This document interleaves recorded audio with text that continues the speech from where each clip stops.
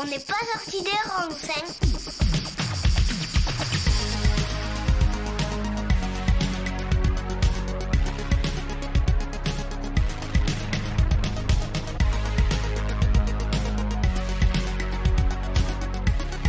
C'est la galère.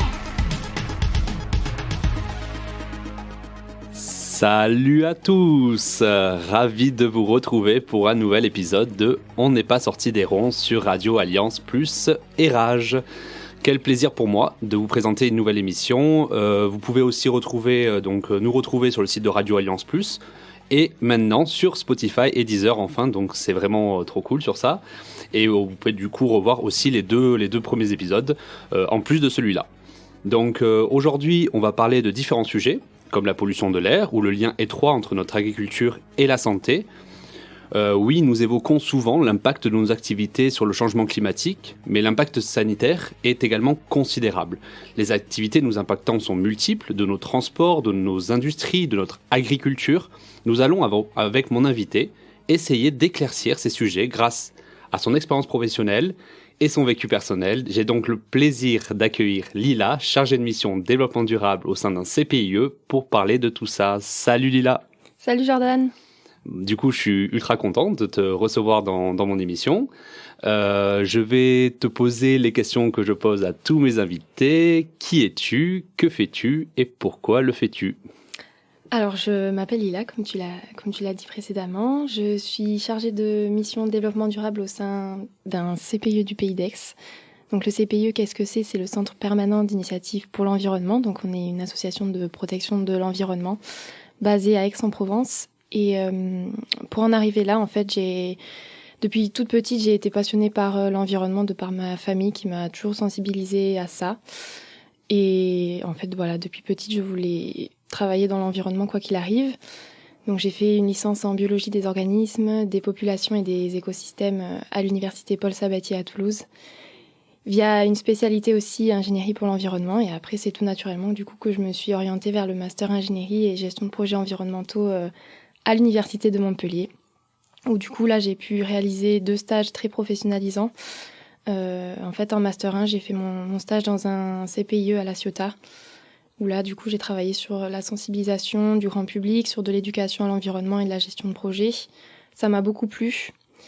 Et ensuite, en 2e année de master, j'ai voulu cette fois m'orienter dans un stage au sein d'une grande entreprise qui a été rachetée par une entreprise assez pétrolière, on va dire, une multinationale, qui est assez connue en France et à l'étranger. Donc je parlerai pas du nom, mais vous savez de quoi je parle. Du coup, voilà, je voulais expérimenter ce côté-là, ce côté de grande entreprise qui fait du profit. Moi, j'étais dans le service environnement au sein de la branche énergie renouvelable, donc ça m'a beaucoup plu. Mais je sais qu'en sortant de mes études, j'ai pris conscience que je voulais vraiment travailler dans le domaine associatif avec des financements publics et dans une association à but non lucratif du coup. Et c'est pour ça aujourd'hui que je travaille au sein d'une belle association qui est le CPIE du Pays d'Aix. Du coup, je vais rebondir un peu là-dessus. Qu'est-ce que c'est d'être donc chargé de mission développement durable au sein d'un CPIE? Alors, c'est beaucoup de projets, beaucoup de diversité de projets, de diversité d'acteurs. Dans mon quotidien, je travaille sur plein de thématiques. Ça peut être de la thématique, ça va de la thématique de la mobilité à la qualité de l'air. Je travaille aussi sur des projets de désimperméabilisation des cours d'école. On a, comme je l'ai dit précédemment, des financements publics. Donc ça, je trouve que c'est vraiment un bel avantage. Et voilà, l'équipe est super sympa. Et voilà. C'est quoi un CPIE?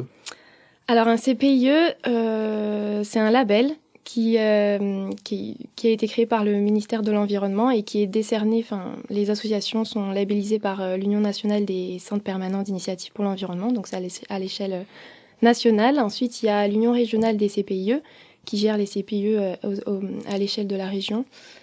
Et ensuite, il y a le CPIE. Donc en fait, moi, je travaille dans une association de protection de l'environnement qui a été labellisée CPIE. Et donc ce label, il vise à mettre en place une charte que les associations doivent respecter, qui sont labellisées, où le but est de faire de l'éducation à l'environnement et aussi de l'accompagnement des différents acteurs. Donc voilà, nous, notre pôle, notre association, elle est divisée en plusieurs pôles. Il y a un pôle orienté sur l'énergie, où cette fois, ce sont les collectivités qui sont accompagnées, les citoyens, etc. On a un pôle d'éducation à l'environnement qui travaille avec le public scolaire.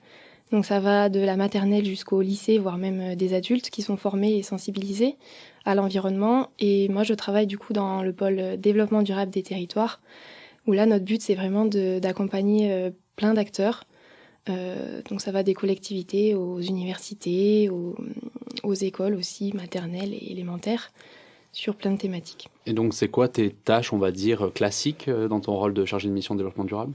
Alors du coup, c'est de mettre en place des projets et d'accompagner notamment les collectivités, les universités. Donc au quotidien, ça va être beaucoup de coordination. On va être là pour vraiment accompagner les acteurs dans une certaine méthodologie. Par exemple, je mets en place des plans de déplacement établissement scolaire où là, le sujet principal, ça va être la mobilité, ça va être aussi de trouver des alternatives à la voiture individuelle parce qu'aujourd'hui, il y a quand même beaucoup de parents qui emmènent leurs enfants en voiture à l'école parce qu'ils ont leurs raisons.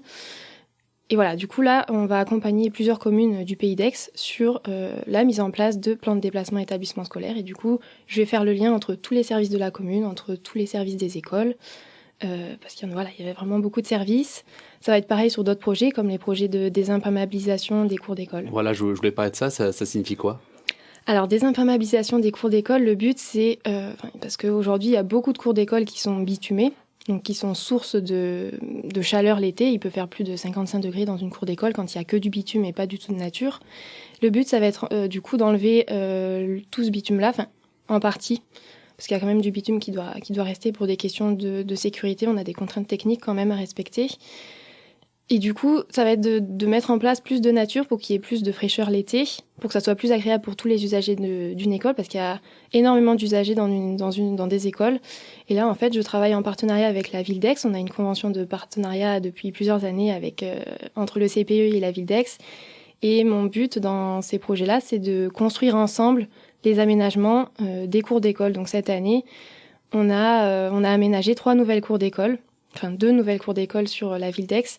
Et du coup, j'ai consulté tous les services, les services espaces verts, les services techniques de la commune. J'ai également consulté tous les services dans une école. Donc ça va du personnel d'entretien aux enseignants, aux équipes pédagogiques et bien sûr les enfants, mais aussi les parents.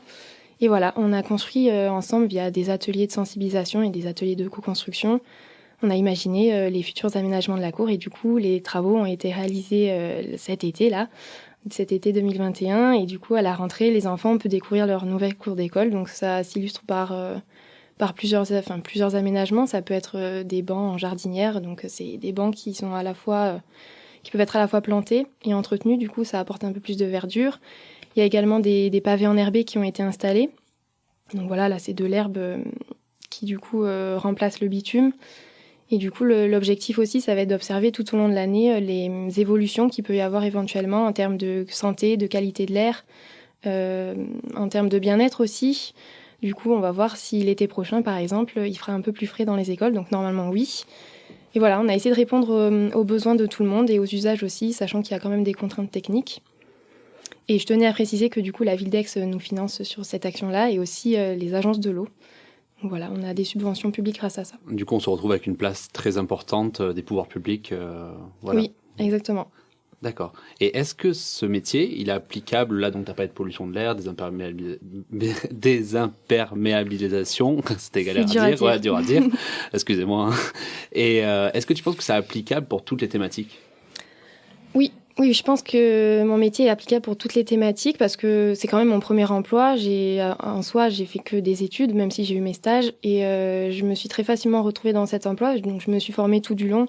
Et il y a énormément de guides qui sont disponibles sur Internet, sur plein de thématiques. Et je pense qu'on peut vraiment se former sur le tas, donc sur le terrain. Bien sûr, j'ai mon responsable qui m'a beaucoup aidée sur ça. Mais la mobilité, en soi, j'ai quand même travaillé dessus pendant mes études, mais avoir une expérience professionnelle dessus, même sur la qualité de l'air ou sur la désimperméabilisation des cours d'école, j'avais jamais eu ça. Et au final, je m'y retrouve quand même dans mon métier, je m'en sors. Donc je pense que oui, il y a vraiment toutes les méthodes, il y a certaines méthodologies qui peuvent s'appliquer sur plusieurs thématiques. Donc ça va être faire un diagnostic, par exemple, donc avec tous les services des communes, des écoles, etc. Concerter le public pour présenter les résultats des diagnostics. Et ensuite, construire ensemble, via une concertation, le plan d'action. Et ensuite, mettre en place le plan d'action en fonction des financements qu'on a et des contraintes. Donc ça peut s'appliquer à plein de thématiques. la mobilité, les déchets, le gaspillage alimentaire, l'agriculture, la qualité de l'air. Et après, voilà, c'est essentiellement des outils d'animation. Donc là, c'est plutôt nos éducateurs du pôle éducation qui s'en occupent. Mais voilà, il y a des bases qui peuvent s'appliquer à plein de thématiques, oui. Du coup, je vais te poser la question que je pose à chaque fois. Comment tu vois l'évolution de ton secteur, de ton métier dans 5 ans ? Alors, je pense que ça va être en plein essor. Déjà, je trouve qu'aujourd'hui, il y a énormément de personnes qui se tournent vers l'environnement, plus qu'il y a 20 ans. Parce qu'on parle de plus en plus dans les médias de changement climatique. On est confronté dans nos quotidiens à des phénomènes de plus en plus extrêmes, que ce soit en France ou à l'étranger. Et je pense qu'il y a de plus en plus de personnes qui vont se tourner vers ce genre de métier-là. Car je trouve que ce sont des métiers qui font sens et qui ont du sens. Et dans 5 ans, on ne sait pas dans quel état sera notre planète, ni dans 10 ans, ni dans 15 ans. Et c'est vrai que mettre à profit notre métier, notre quotidien dans cette thématique-là, de l'environnement, ça peut toucher beaucoup de gens. Et je pense qu'il y a de plus en plus d'argent aussi qui vont être dédiés à l'environnement. Et du coup, ça va amener plein d'opportunités pour plein de jeunes aujourd'hui et plus tard. Et tu conseillerais quoi à un auditeur ou une auditrice qui nous écoute et qui aimerait faire le même métier que toi ? Alors, je lui conseillerais de vraiment faire ce qui lui plaît. Bon, d'abord faire des études dans l'environnement parce que c'est quand même très important pour avoir une base solide. Donc, faire un master professionnalisant grâce à des stages. En fait, c'est vrai que ça nous permet vraiment de rentrer, d'avoir un emploi assez rapidement, je trouve.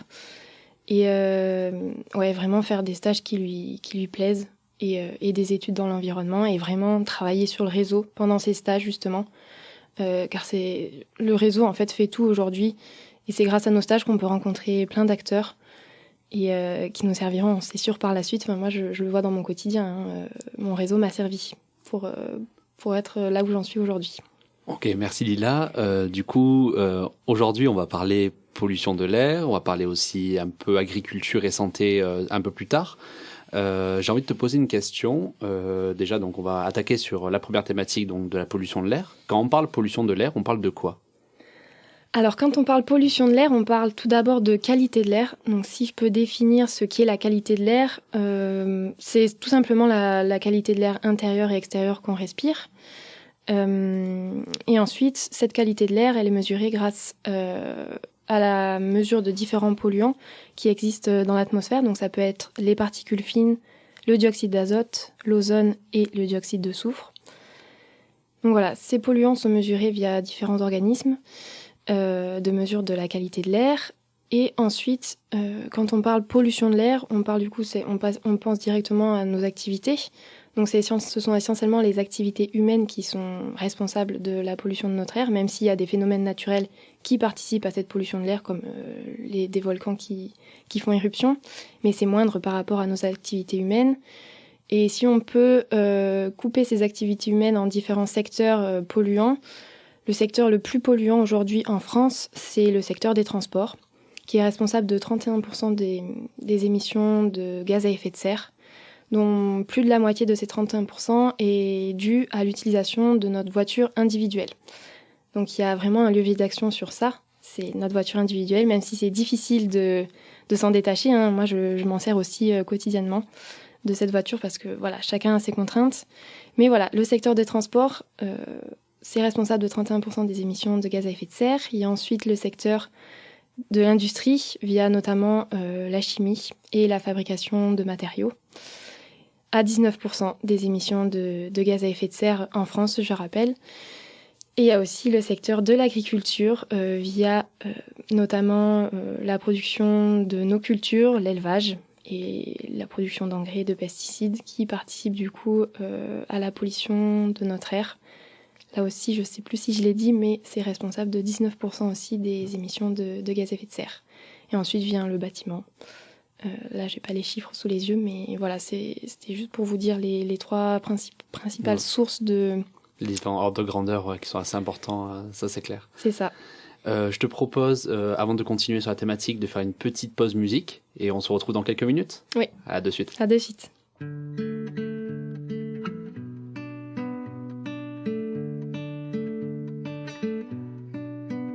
Ni mun kari la itato alana kirama ni mungeri la itato alana kirama kabini nchinini koma sunguruba goma jaeli olukuma nangaraba koma kono tinyena ukoma subaga ugoma jaeli olukuma nanfigi neduma kundo muna makoro binju yasa neduma kundo muna makoro binju yasa nyani nyani le nyani nyani senge senge le senge senge nyani nyani le nyani nyani senge senge le senge senge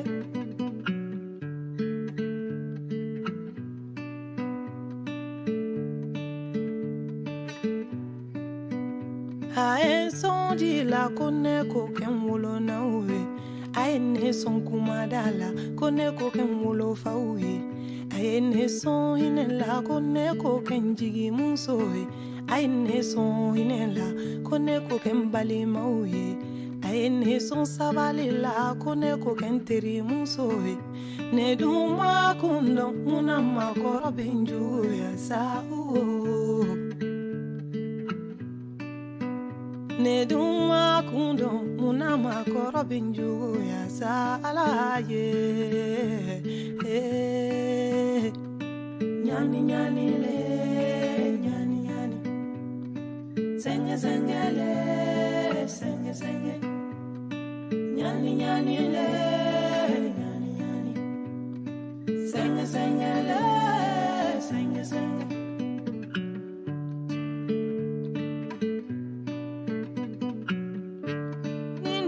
amiga sila ukaya fama nyedenie nindo na amiga sila ukaya fama nyedenie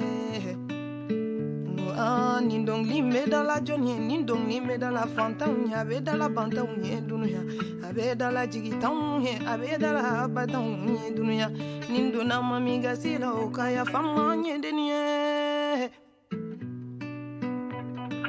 nyani nyani le nyani nyani senge senge le senge senge nyani nyani le nyani nyani senge senge le senge senge nyani nyani le nyani nyani senge senge le senge senge nyani nyani le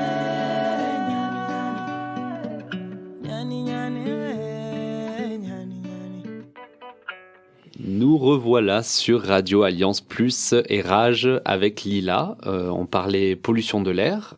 Tu nous as évoqué un peu le lien entre donc, les gaz à effet de serre et la pollution de l'air.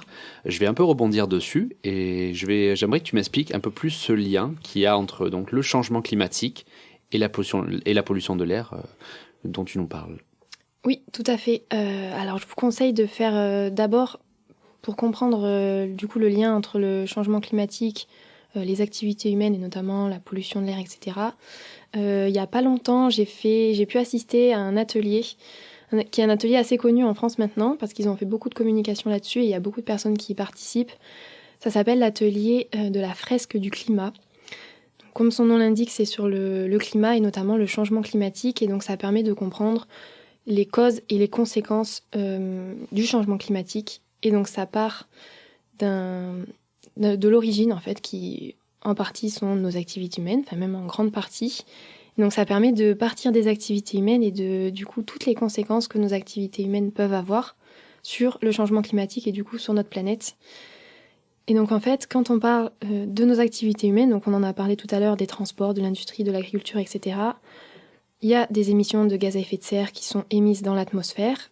Ces émissions-là, plus elles grandissent, donc elles ont de plus en plus grandi depuis la révolution industrielle, on a observé du coup en parallèle qu'il y avait une augmentation de nos gaz à effet de serre que ces gaz à effet de serre avaient un effet sur nos températures et qu'il y avait notamment une augmentation de la température de notre atmosphère.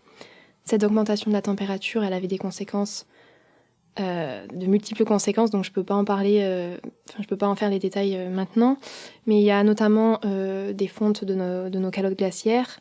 Ça a pour conséquence l'augmentation du niveau de la mer, parce qu'en fait, plus la température augmente et plus l'eau se dilate, donc elle a plus de volume et du coup, l'eau augmente dans nos océans. Et du coup, il y a vraiment il y a énormément de conséquences par rapport à notre cycle de l'eau. Il y a ça engendre beaucoup d'inondations, beaucoup de sécheresse. Ça peut engendrer des baisses de rendement et si on va très loin, ça peut aller jusqu'à la famine, jusqu'à des conflits, des flux migratoires, etc. Et donc là, on peut voir vraiment que le point commun entre tout ça, ce sont nos activités humaines et la pollution de l'air, qui a du coup plein d'impacts sur notre environnement. Donc c'est pour ça qu'il y a vraiment un lien entre la pollution de l'air et notre changement climatique aujourd'hui. Et comment on l'évalue actuellement, cette pollution de l'air ? Alors du coup, tout à l'heure j'ai dit qu'il y avait du coup la mesure de plusieurs polluants, donc le dioxyde de soufre, le dioxyde d'azote, l'ozone, etc. On peut l'évaluer du coup grâce à plusieurs organismes en France. Donc en fait c'est le ministère de la Transition écologique qui est responsable aujourd'hui de cette surveillance de la qualité de l'air. Et ensuite, il y a plusieurs organismes qui travaillent pour ce ministère-là, qui vont mesurer la qualité de l'air. Donc, à l'échelle nationale, il y a le laboratoire central de surveillance de la qualité de l'air. Et ensuite, à l'échelle régionale et locale, il y a 18 associations agréées de surveillance de la qualité de l'air, donc dans chaque région. Donc, en région Occitanie, c'est Atmo Occitanie. En région Provence-Alpes-Côte d'Azur, enfin région Sud maintenant, c'est Atmo Sud. Et donc, du coup, elles sont en charge de mesurer la qualité de l'air dans notre quotidien, via la mesure de différents polluants. Et si vous êtes intéressé par la qualité de l'air de votre commune, vous pouvez vous rendre sur le site de l'association Atmo qui mesure tous les jours en fait les polluants via une cartographie. Vous tapez le nom de votre commune et vous savez si votre air ambiant est plutôt pollué ou pas. Ok, merci Lila. Bah, tiens, ça je vais regarder ça m'intéresse. C'est quoi les leviers d'action pour améliorer la qualité de l'air actuellement ? Alors du coup, à notre échelle, en tant qu'individu, on peut tout à fait améliorer notre qualité de l'air.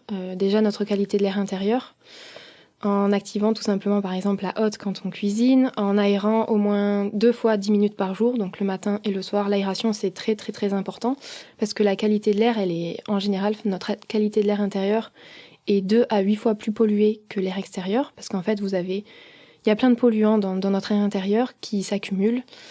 Et en plus de ça, via les systèmes d'aération, qui sont là certes pour aérer, par exemple nos VMC, vous avez quand même des polluants extérieurs qui rentrent dans votre air intérieur et du coup qui s'accumulent à votre pollution déjà intérieure. Donc voilà, l'essentiel quand vous êtes à l'intérieur, c'est d'aérer systématiquement. Ensuite, quand vous êtes à l'extérieur, par exemple si on parle en termes de transport, le mieux, c'est de limiter notre usage de la voiture. On l'a vu tout à l'heure, le transport, c'est le principal secteur d'émissions de gaz à effet de serre. Du coup, de prendre son vélo quand on peut, de limiter ses usages en voiture, d'aller à pied, par exemple, à son commerce de proximité. Même en termes d'alimentation, on peut aussi agir sur notre qualité de l'air, tout simplement en achetant le local. Comme ça, les émissions de gaz à effet de serre sont un peu plus diminuées, via les transports qui sont du coup diminués. Voilà, privilégier le local, limiter nos usages en termes de voiture, pratiquer le covoiturage, utiliser son vélo, utiliser la marche à pied, et voilà, essentiellement. Et pour accompagner ces démarches individuelles, quels sont les acteurs qui s'impliquent vraiment ? En termes de pollution de l'air ? Oui, d'amélioration de la qualité de l'air. Alors, il y a énormément d'acteurs qui travaillent sur ça. Notamment, je sais que moi, dans mes projets, il y a l'ARS, donc l'Agence régionale de santé PACA, qui finance nos projets. Donc voilà, il y a l'ARS qui développe plein de projets sur la qualité de l'air, sur la santé. Il y a également les associations Atmo, qui font également plein de projets de mesure de la qualité de l'air, de sensibilisation du grand public.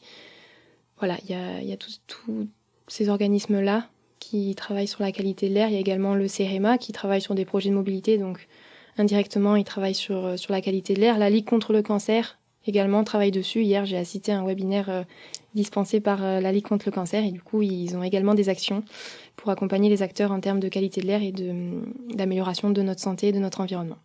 D'accord. On va axer cet entretien, on en a parlé un peu avant, sur le volet santé. Du coup, j'aimerais que tu m'expliques un peu le lien qu'il y a entre donc, la pollution de l'air et la santé, et du coup l'impact que ça a sur nous, par exemple. Oui. Alors pour vous donner un chiffre qui est assez parlant, donc un chiffre en France aujourd'hui, la pollution de l'air est responsable de 40 000 décès prématurés en France, donc qui pourraient être évités. C'est vraiment le dernier chiffre qui est sorti de Santé publique France. Donc ces 40 000 décès, ils sont liés à l'exposition chronique aux particules fines. Donc les particules fines, c'est un type de polluant qui provient essentiellement de la combustion, donc via la fumée de la cheminée, de nos cigarettes et de nos pots d'échappement aussi, notamment les véhicules diesel qui sont vraiment source de particules fines. Quand on parle de particules fines, on parle de PM10, donc ça c'est le diamètre des particules. Ça peut aller jusqu'à les PM2,5. Donc plus les particules sont fines, plus elles sont nocives pour vous, parce qu'en fait elles vont pénétrer dans votre système pulmonaire. Donc voilà, plus elles sont petites en fait, et plus elles vont pénétrer dans votre système pulmonaire et alvéolaire, et plus elles vont avoir un impact sur votre santé. Pour rappeler aussi que la pollution de l'air, c'est la 3e cause de mortalité évitable en France, après le tabac et l'alcool. C'est quand même pas rien. Sachant que en France, en fait, l'État est quand même assez fautif, même dans le monde, en termes de qualité de l'air. Actuellement, en fait, l'État a été condamné en août dernier à verser en fait une amende de 10 millions d'euros pour ne pas avoir respecté les seuils maximaux de certains polluants de la qualité de notre air, notamment en termes de particules fines et en termes de dioxyde d'azote, dans plusieurs agglomérations et sur plusieurs années. Donc en fait, l'État a été condamné par la Cour de justice de l'Union européenne et le Conseil d'État à payer 10 millions d'euros d'amende pour ne pas avoir respecté les seuils de polluants et du coup pour avoir mis la santé des habitants, des citoyens de ces métropoles-là, donc par exemple il y a Paris, il y a Marseille, etc., avoir mis la santé en danger. Donc en fait l'État a 6 mois pour agir et essayer d'abaisser ses émissions de polluants, même si certes grâce au confinement qu'on a eu l'année dernière par exemple, nos émissions de gaz à effet de serre à l'échelle du monde ont baissé de 8%. Donc en France aussi, elles ont baissé. Donc la qualité de l'air s'est améliorée. Mais certes, le Conseil d'État n'a pas jugé que c'était le gouvernement qui avait mis en place des actions pour baisser ces seuils, mais que c'est simplement le Covid qui a du coup un effet positif pour le coup sur la qualité de l'air, puisqu'il y a 11 000 décès qui ont été évités en Europe grâce à l'amélioration de cette qualité de l'air. Mais le Conseil d'État a jugé que ce n'était pas suffisant. Et du coup, le gouvernement a 6 mois pour mettre en place des actions. Sachant que ces 10 millions d'euros, ils seront reversés à des organismes qui travaillent en faveur de la qualité de l'air. Donc il y a les associations Atmo qui vont recevoir de l'argent. Il y a également l'ADEME. Donc l'ADEME, c'est l'Agence de maîtrise de l'énergie et de l'environnement. Il y a également le CEREMA qui travaille aussi sur des sujets de qualité de l'air, de mobilité et d'aménagement. Et il y a aussi les associations Les Amis de la Terre qui va recevoir une partie de cet argent-là, car c'est eux qui ont porté plainte contre l'État.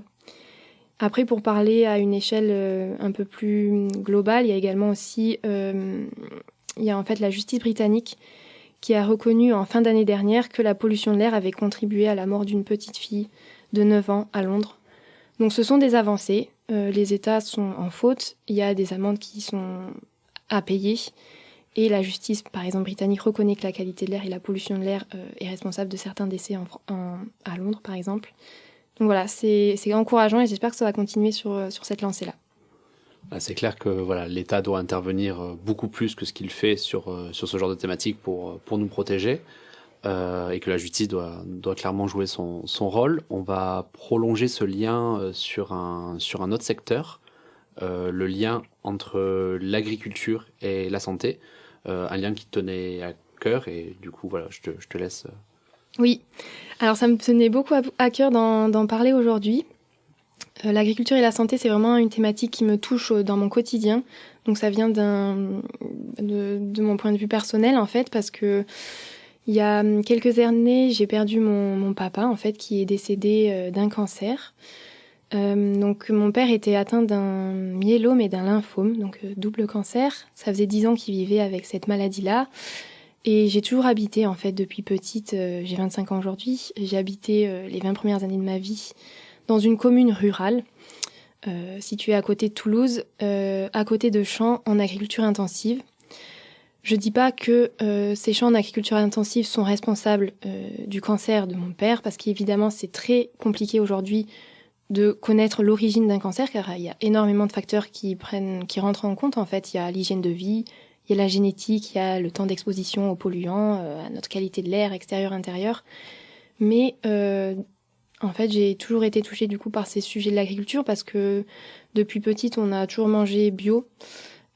C'est une thématique qui me touche, et je pense quand même, c'est personnel encore, je le répète, que le fait d'avoir habité à côté de champs en agriculture intensive a participé en fait au cancer de mon père. Après, c'est pas prouvé, mais c'est personnel, et je souhaitais en parler du coup aujourd'hui à la radio.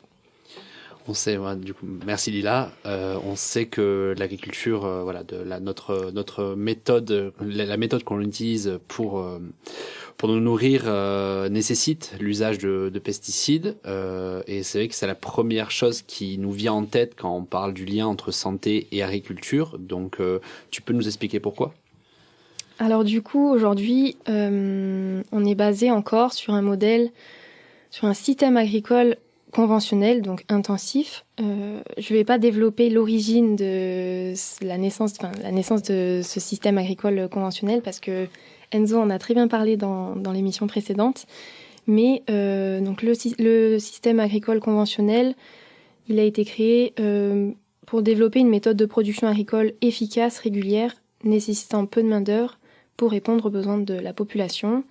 Et du coup, pour répondre à tous ces enjeux-là de main-d'œuvre, etc., d'augmentation des rendements, il y a des pesticides qui sont nés sur le marché et qui sont utilisés par nos agriculteurs dans le but de protéger les cultures agricoles contre différentes menaces et différentes nuisibles. Parce qu'aujourd'hui, voilà, il y a quand même pas mal de maladies qui ravagent nos cultures. Tout ça dans le but de limiter les pertes de récolte et donc d'améliorer notre rendement. Donc aujourd'hui, il y a 3 grandes familles de pesticides. Donc il y a les herbicides qui sont là pour tuer les mauvaises herbes, par exemple. Il y a les fongicides qui sont là aussi pour tuer les maladies des champignons. Et il y a les insecticides qui, du coup, vous l'aurez compris, sont là pour tuer les insectes. Je vais prendre l'exemple du glyphosate qui, je pense, parle à tout le monde.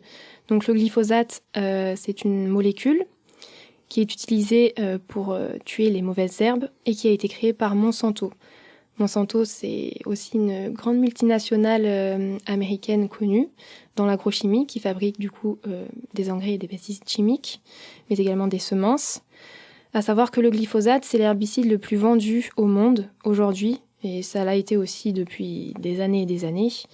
Monsanto, en fait, a créé cet herbicide pour justement répondre aux besoins des agriculteurs qui sont qu'il faut quand même tuer les mauvaises herbes. Et du coup, cet herbicide-là, cette molécule fait partie du Roundup.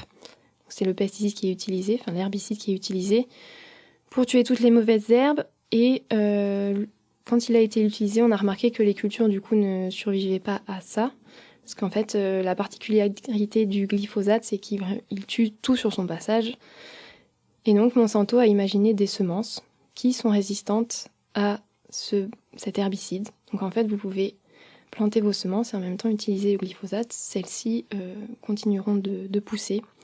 Et aujourd'hui, en fait, il y a plusieurs études scientifiques qui ont prouvé en fait le lien entre certains pesticides, notamment le glyphosate, et la santé de nos agriculteurs via des cancers. Donc je pense qu'on peut en parler par la suite, mais voilà. Ouais, ce qui est marrant, pas marrant du tout, mais c'est que en fait on lance des poisons et ensuite on essaie de s'adapter avec. Donc c'est assez comique comme situation. On évoque souvent des maladies donc chez les agriculteurs parce que c'est bien sûr eux entre guillemets les premières victimes dans le sens où c'est eux qui utilisent ces produits-là. Mhm. Est-ce que tu pourrais nous parler un peu des pathologies qui touchent les agriculteurs suite à ce contact direct avec les pesticides? Oui, tout à fait. Je parlais justement là, à l'instant, de plusieurs études qui ont prouvé le lien entre certains pesticides, donc notamment le glyphosate, et la santé de nos agriculteurs.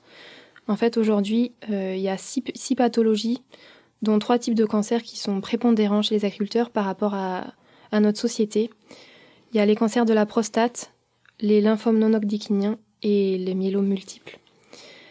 Et en fait, mon père avait un myélome et un lymphome, et donc là, le myélome et le lymphome sont très présents chez les agriculteurs par rapport à la population normale. Il y a également la maladie de Parkinson, des troubles cognitifs et une maladie respiratoire évolutive, la BPCO.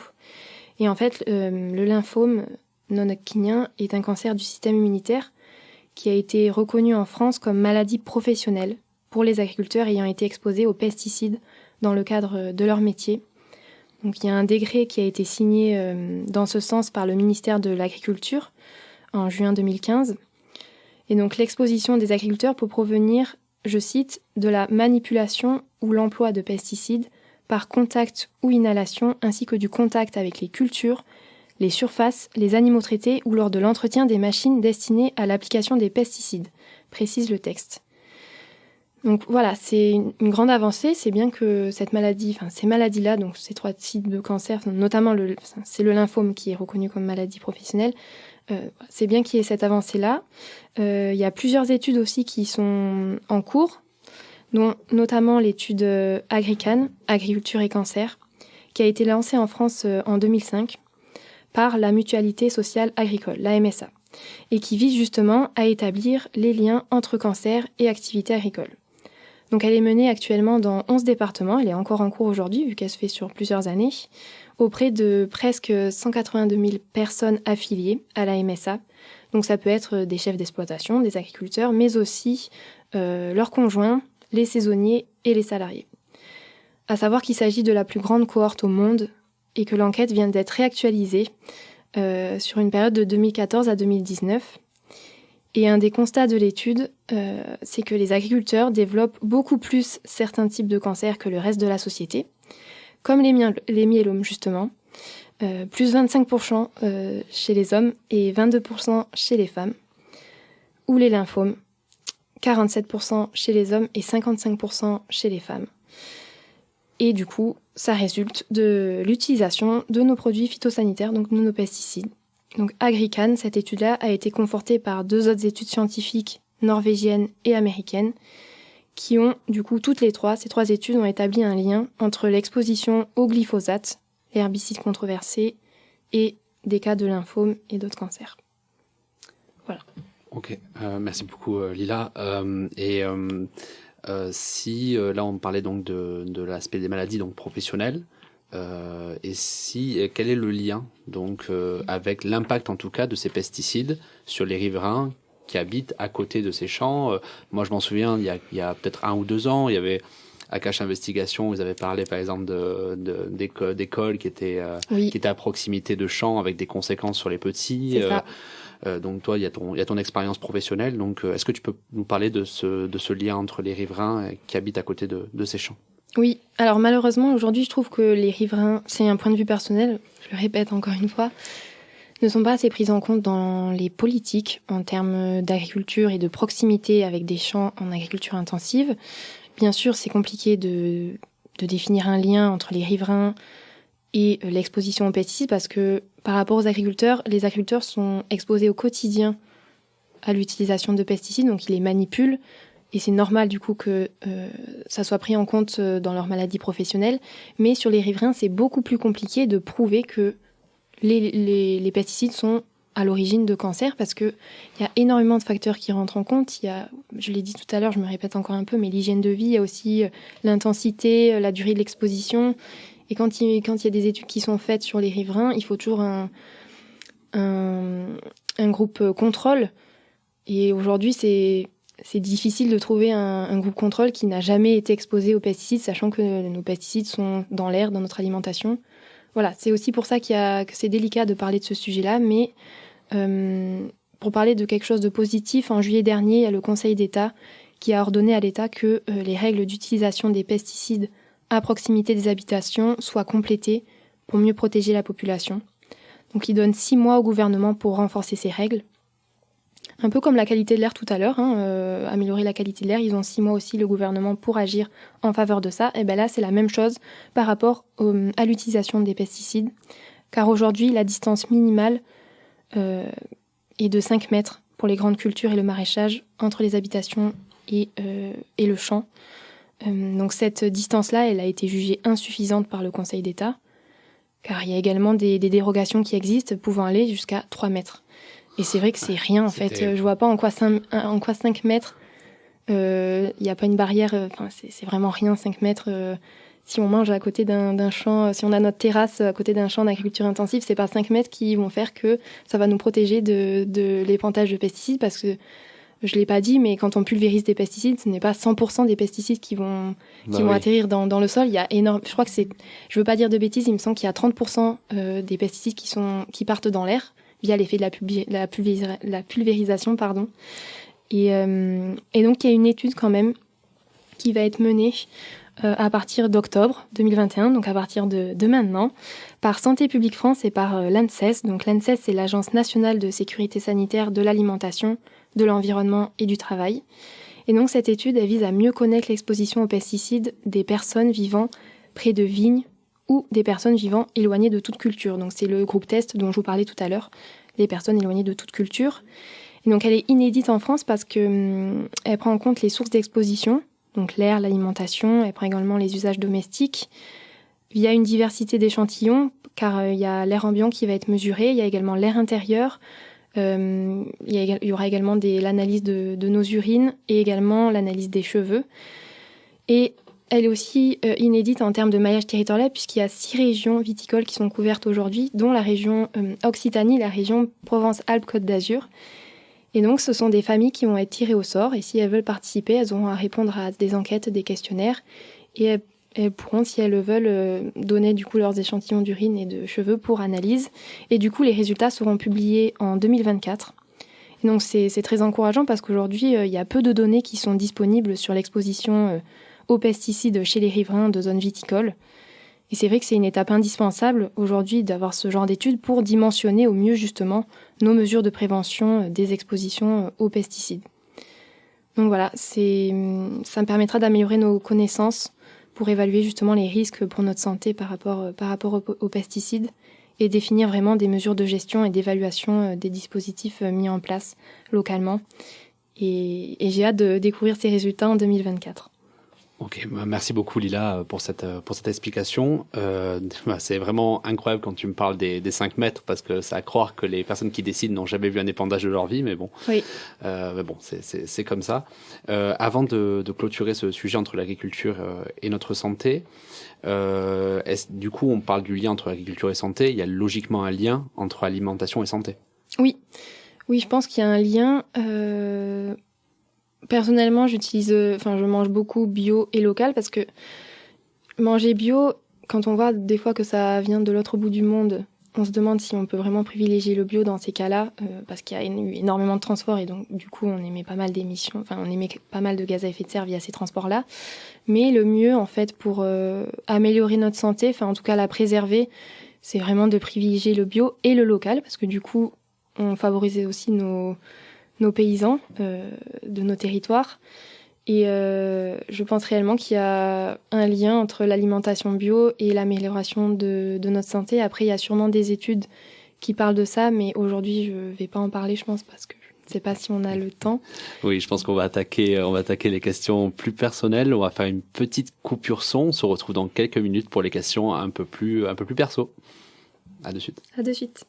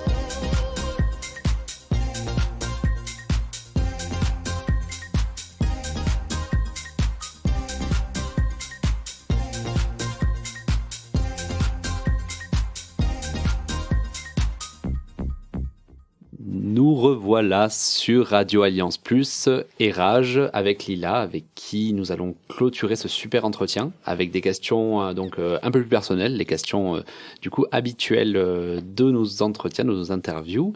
On va parler un peu de ton quotidien. Est-ce que tu as des habitudes que tu aimerais partager, donc des habitudes un peu écolo que Oui. tu aimerais partager avec nous? Avec plaisir. Oui, du coup, dans mon quotidien, j'essaie de protéger un peu l'environnement parce que je travaille quand même, j'en fais mon métier. Mais je privilégie du coup le bio et le local. Donc ça vient aussi de par ma famille. Quand j'essaie de me déplacer pour mes vacances, je prends systématiquement le train depuis quelques mois maintenant, plutôt que l'avion. Je vais souvent en Normandie, tous les 3 mois. Et maintenant, du coup, j'essaie de prendre le train. Également, j'essaie de privilégier le vrac pour essayer de limiter nos déchets, de faire le recyclage. Et j'ai décidé également de boycotter Amazon et McDonald's. Voilà, ça c'est personnel.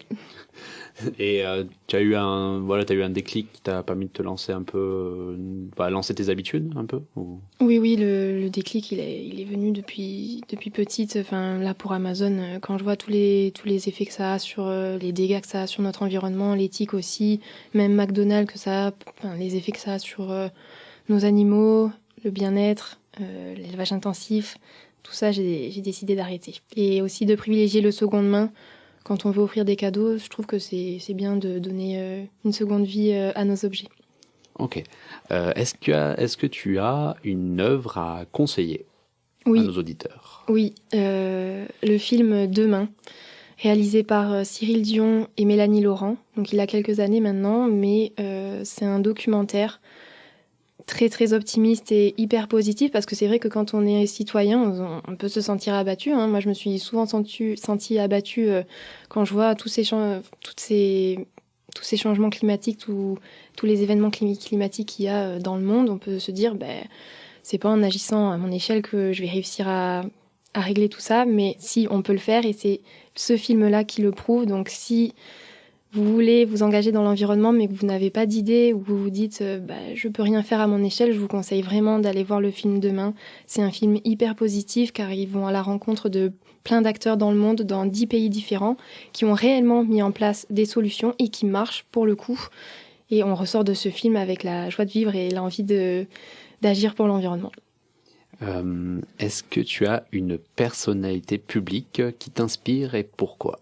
Oui, alors aujourd'hui, je voudrais parler de Daniel Queff, qui est un ancien maire de la commune de Langouette. Je ne sais pas si je le dis bien, Langouet-Langouette, mais c'est une commune en Bretagne. Et donc, en fait, cet ancien maire s'est battu pour limiter l'usage des pesticides auprès des habitations via la prise d'un arrêté qui interdisait l'usage des pesticides à moins de 150 mètres. Donc, rien à voir avec nos 5 mètres de tout à l'heure, à proximité d'habitations et des écoles.